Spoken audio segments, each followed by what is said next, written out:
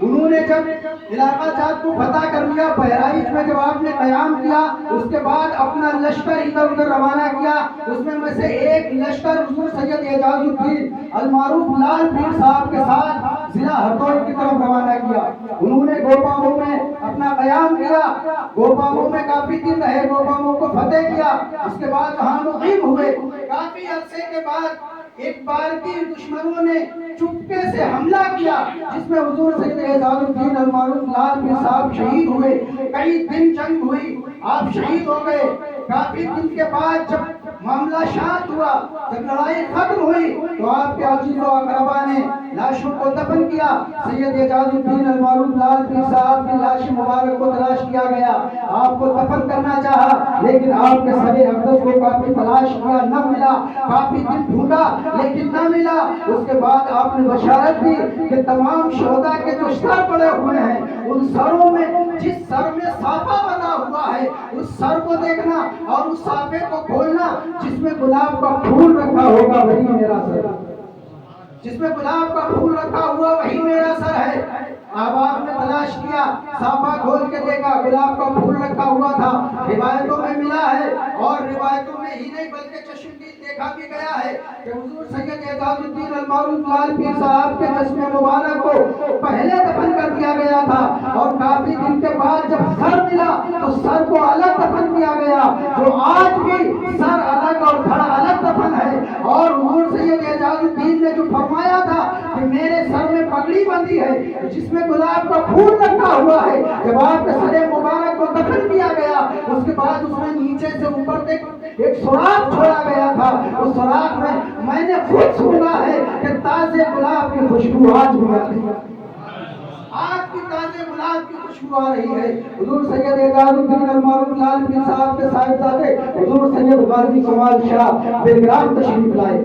حضور سید غازی کمال شاہ رحمۃ اللہ تعالیٰ علیہ بلگرام تشریف لائے۔ آپ نے بلگرام میں جنگ کی، آپ بھی بلگرام میں شہید ہوئے، اور آپ کا سر مبارک بھی آپ کے جسم مبارک کے کئی دن بعد دفن کیا گیا، جو آج بھی بلگرام کی سرزمین پر دھڑ الگ دفن ہے اور سر الگ دفن ہے۔ آج بھی اس بات کی گواہی دے رہا ہے کہ انہوں نے بلگرام کو فتح کیا، انہوں نے بلگرام میں جنگ کی، انہوں نے بلگرام میں قربانی دی، دین کے لیے اپنے گھر بار کو قربان کیا، دین کے لیے اپنی جان کو قربان کیا، دین کے لیے اپنا سب کچھ نچھاور کیا، دین کے لیے اپنا سب کچھ فدا کر دیا۔ آج بھی ان کا مزار مبارک بلگرام میں عیدگاہ کے پشت میں واقع ہے، سر الگ دفن ہے، دھڑ الگ دفن ہے۔ عزیزان گرامی، حضور سید غازی کمال شاہ کے صاحبزادے حضور سید نصیر الدین، انہی سے ہوتا ہوا یہ سجرہ، انہی سے ہوتا ہوا یہ سلسلہ حضور سید قاسم میاں صاحب قبلہ تک پہنچا، اور قاسم میاں صاحب سے حضور سید نصیر الدین میاں شاہ صاحب تک پہنچا، اور نصیر الدین میاں شاہ صاحب سے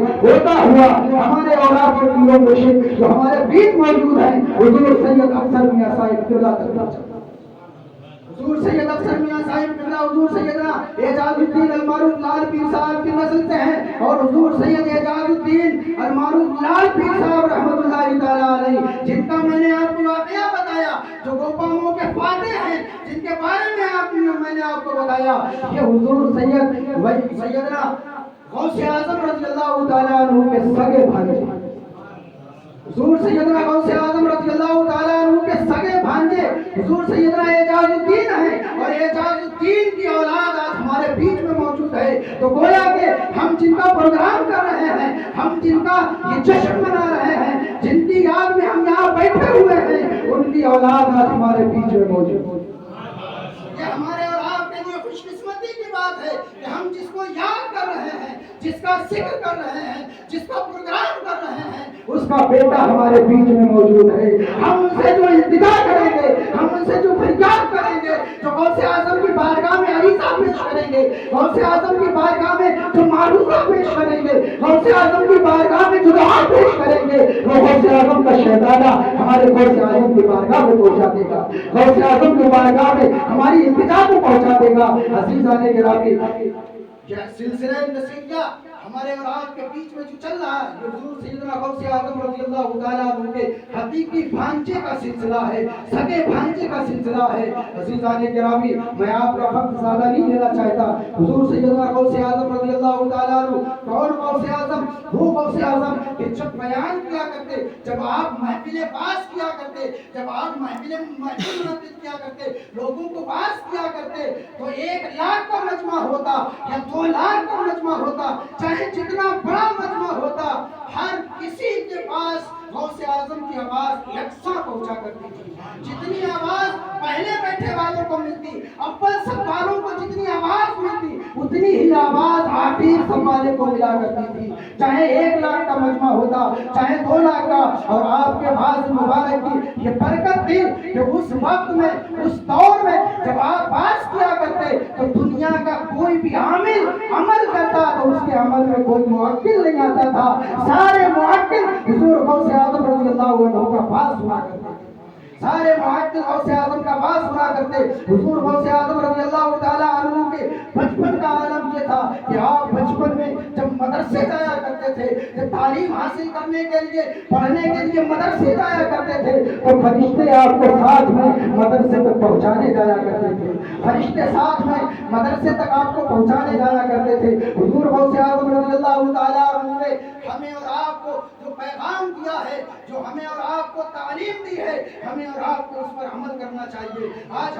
हम और आप गौसे आजम की करामतें तो बहुत सुनते हैं, करामतें तो बहुत बयान की जाती हैं, लेकिन गौसे आजम के अहवाल बयान नहीं किए जाते, गौसे आजम का तरीका बयान नहीं किया जाता, गौसे आजम का मुर्गा तो बयान किया जाता है, गौसे आजम के मुर्गे का तो चर्चा किया जाता है कि गौसे आजम ने मुर्गा खाया, लेकिन कोई नहीं बताता कि गौसे आजम 20 साल जंगलों में रहे तो जंगलों में क्या खाया। 20 साल की उम्र आपने जंगलों में गुजारी, मस्तानाबाद जंगल में घुमा करते थे, मस्तानाबाद जंगल में घूमते, मस्तानाबाद जंगल में आपने 20 साल की उम्र गुजारी, तो उन 20 सालों में जंगल में आपने क्या खाया? मैंने रिवायतों में पढ़ा है, मैंने किताबें देखी कि हुजूर गौसे आजम रज़ी अल्लाह तआला अन्हु ने मुरादाबाद में खाया, लेकिन सबसे पहले आपने जंगल में घास खाई।